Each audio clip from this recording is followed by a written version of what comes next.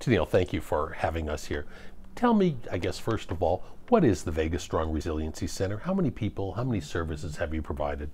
Oh, we've provided over 83,000 services since the inception of the Vegas Strong Resiliency Center. It's a kind of one-stop shop of victim services that was established in the immediate aftermath of 1 October. It has since kind of transitioned to more long-term recovery for the victims, the bereaved families, and all those impacted by the shooting. And I think a lot of people might have realized or utilized your services a few blocks away from here, but you've been in this much nicer, a larger, more visible location. How has that helped your mission? So it's just expanded what we can provide. So at the other location, we didn't have the space to provide in-person groups and different therapies and different information sessions and kind of outreach to the community as a whole. This space provides that, and the whole reason we moved to this space was to be able to meet the needs as they develop. Tennille, something that you are very much involved with, as well as a number of the other stakeholders, including some family members, victims' family members, is the 1 October Memorial Committee. What type of work are you doing besides the obvious part of trying to create a memorial, a lasting public memorial here in Clark County? So we're really aimed at making the memorial a healing process. And so our main focus is to lead the process. We're not there to say, here's what it should be, or make those big decisions. We're there to lead the community through a healing process that eventually gives us an end product, which will be the permanent memorial. Tennille, obviously your main mission was what we've just discussed with 1 October victims, but since the past legislature, Nevada's legislature has passed a bill, Assembly Bill 481, how has that changed your mission? And this was something you folks were really looking at probably in the future, and here it is. Absolutely. From day one, we recognized that people don't heal on a grant cycle. And we knew that we would be operating under a federal grant initially, but we didn't want that to mean that we would close up shop and lose all of that infrastructure that had been built and all of those lessons learned through 1 October. We wanted those lessons to move forward and to impact the lives of all those impacted by violent crime in the state of Nevada. And so we had been planning very early on to look for ways to transition to a long-term victims' rights center that would provide the same types of services that we're doing now for 1 October to all victims of violent crime in Nevada. And so that's what that legislation was about. And so we are now building that programming in while still serving the Route 91 community with one person initially, and she's working hard on getting that programming established and providing services to victims of violent crime in Nevada.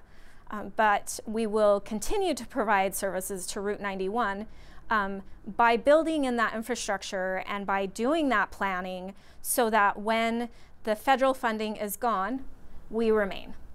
Your name is very well known in the community. Will you continue to keep the same name, Vegas Strong Resiliency Center?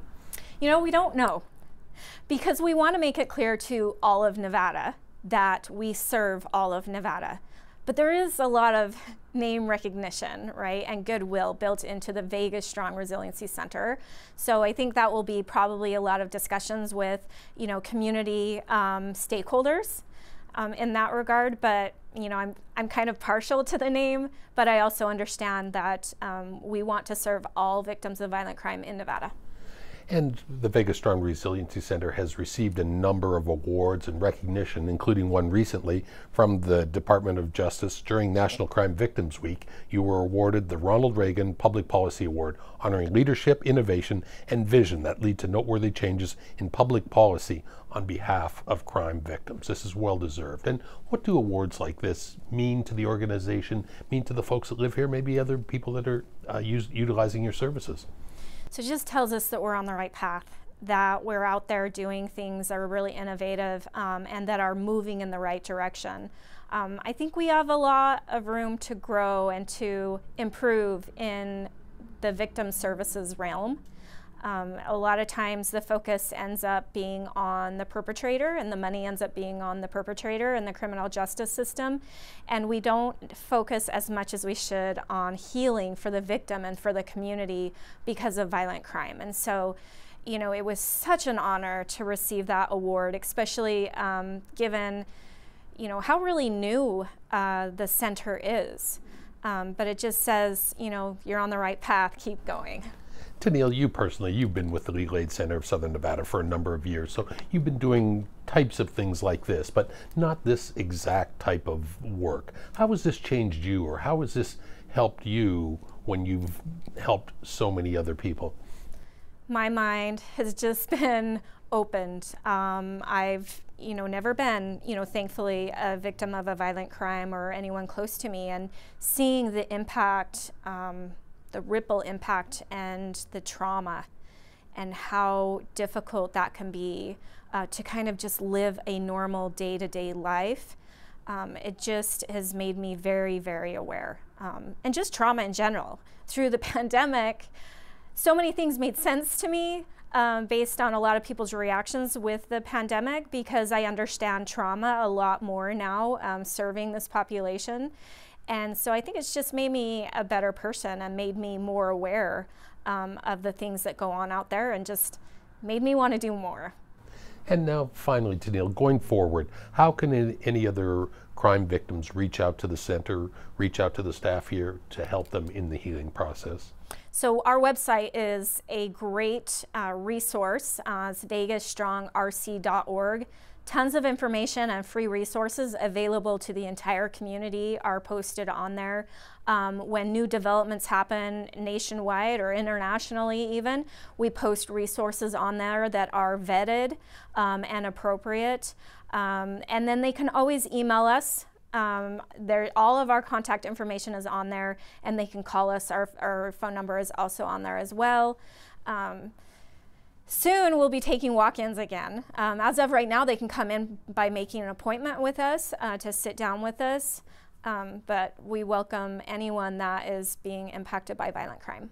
Is there anything else you'd like to add? Just that the need is still out there. I still hear, oh, it's been 4 years, and my response is always, it's only been 4 years. This is a long-term recovery effort, and everyone has a different healing journey, and so we are here when they are ready. Always a pleasure talking to you. Keep up the great work, you and your staff here. Thank you.